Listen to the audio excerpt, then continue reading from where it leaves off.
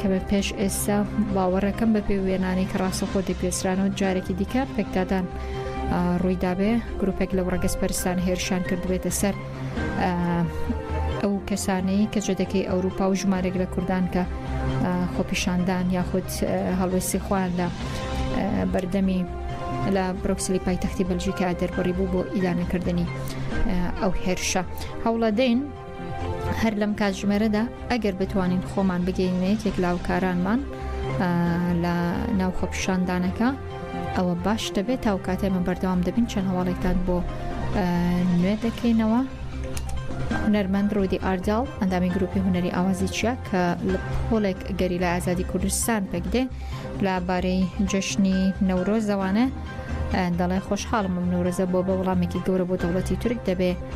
ئاگری نەورۆز بەتینتر بکرێت تا دڵی ئەردوغان و دوژمنان بسووتێنین.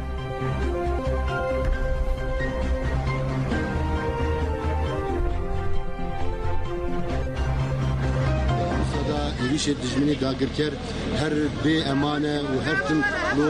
ڕەنگێکی پر هۆوانە هێریشێ ئەرنیگاریە کوردی کوردستان دکن تایبەت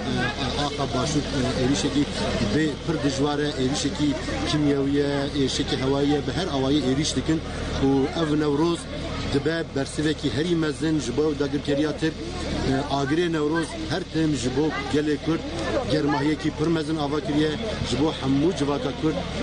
germahiyekê pir mezin kiriye vê carê em dibêjin agirê Newroz bibe hopekî mezintir dilê dijminê me dilê Erdogan dilê dagirkeran bişewtîne em hêvî dikin hemû gelê me jî serviye esasî bibin berxwedêr her gelê Kurd berxwedêre ji xwe vê demê de taybet pêwîst e gelê Kurd zêdetir berxwe bide taybet Başûrê Kurdistan mesela em dibînin dibihîzin gelek hunermend dixwazin werin qendîl werin çiyayên azad bes astengên pir mezin rûberû dimînin û em dibêjin pêwîst e pêşeva hunermenda hemû vebin û ev hunermend şiklekî azad ji ber ku Kurdin em tin Newrozekî kurdewarî pîroz dikin ji bo wîna ê ku ji xwe re dibêjin Kurd pêwîst e tû carî astengî li hember we hunermenda ava nekin dîsa em bangaziya fel ve hemû hunermendên Kurd û Kurdistanê dikin ku her sal Newroz di Qendîlê bi coşekî pir mezin tê pîrozkirin ev der em dikarin bêjin mabede em dikarin bêjin pîrozgehe ji bo wîna herkes berê xwe bide vir em bangawazî dikin ku hemû hunermend بالرنگی بررحی نوروزی بری خبدن قادن نوروز بر جور شنده جر بررحی نوروزی جیانا قریک و پیک بکن و بزات هفگرن جاره کدی نوروز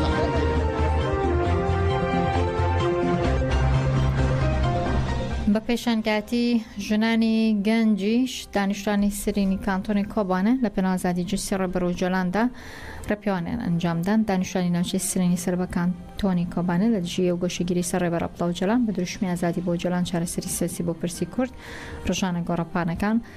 لە ڕێپیاوانەکەدا شاهین نەدا شاهین وێتەبێژێکێتی ژنانی گەنج گۆشەگیری سەر ڕێبەرۆ جۆلانی شەرمەزار کرد و گوتی ئێمە تا کۆتایی لەسەر ئەندێشە و فەلسەفەی ڕێبەراپۆ دەبین و تێکۆشان درێژە پێ دەدەین تا ئازادی جەستی ڕێبەراپۆ مسۆگەر دەکەین.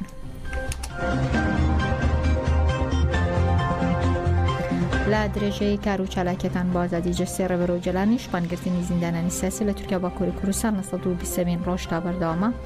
زیندانانی سیاسی لە زیندانەکانی باکووری کوردستان و تورکیادا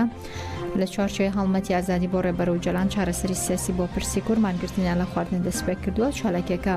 ئەمڕۆ لە 120 ڕۆژدا بەردەوامە مانگرتن لە خواردن لە 27 تشرینی دووەم وەکو بەشێک لە هەڵمەتی ئازادی بۆ ڕێبەرۆ جۆلان چارەسەری سیاسی بۆ پرسی کورد دەستی پێگرۆ و تاوەکو ئێستاش بەردەوامە.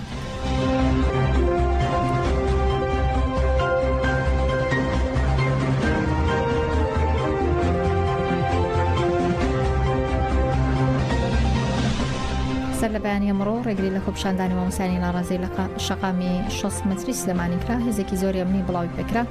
هەندامێک ئەنجومەنی مامۆسانی ناڕازی شتەڵێ لە شارەکانی سلێمانی هەڵەبجە هەروە گەرمیان ژمارەێک مامۆستا دەستگیر کراون هاوکار لە شوێنی خۆپیشاندانەکان هێزێکی زۆری ئەمنی بڵاو پێکرا و ڕێگەنادرێ میدیاکان ڕۆماڵی خۆپیشاندانەکان بکردا ئەندامێک ئەنجومەنی مامۆسانی ناڕازی شتەڵێ لە شاری هەڵەبجە مامۆستا دانا هاوڕەکانی لە سلێمانی مامۆستا نەجمەندین و لە گەرمانیش مامۆستا سالم دەستگیر کراون و پێیان وایە پۆست و بڵاو کراویان بڵاو کردووە ماژە بۆ شکرا بۆ خۆپیشاندانەکانی ئەمڕۆ مۆڵەتیان وەرنەگرتووە.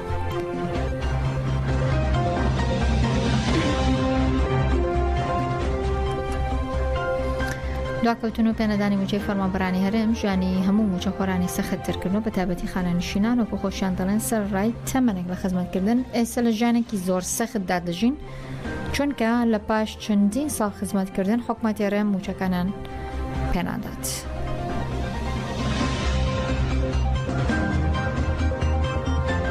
ئەو پارە ئەوەلان باش ناکە ئێستاش لەوانەیە خانەنشینی ڕەفیقی من هەبی بواری بۆ نەخسەیە خانی هێری پێچە بەری کۆمەڵک مناڵی هەیە بۆتە ئەو مناڵانەی پێگەیاندەوە مناڵانەی وەکو دەڵێت دامەزراندۆ جانکۆی پێتەواو کردنەوەکەی پێتاوکردنەوەی ئەوە ڕۆژ ئیتر بەو تەمەنەش ناتوانێت کابرا وەکو دەڵێت دەستە بەری خانی کابرا کرێنشینە یا تۆرە ئەو ڕەپارەی کەوەری دەگری دابەش لەوێ دووسێ نەخلوان نەخۆی شەکری هەبی لەوانێ نەخۆشی تووری هەبی لەوانێ نەخۆشی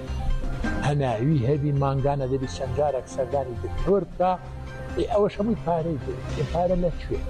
1970 دینار بە 4 مانگان چی بێت بازار ئاگرە ینی کەمتر بەڵێ 220 هەیە 300 هەیە 400 ئەوە حەدی عەلام پێوتوی منۆکو ئێمە کە بڵێن بڕوانامە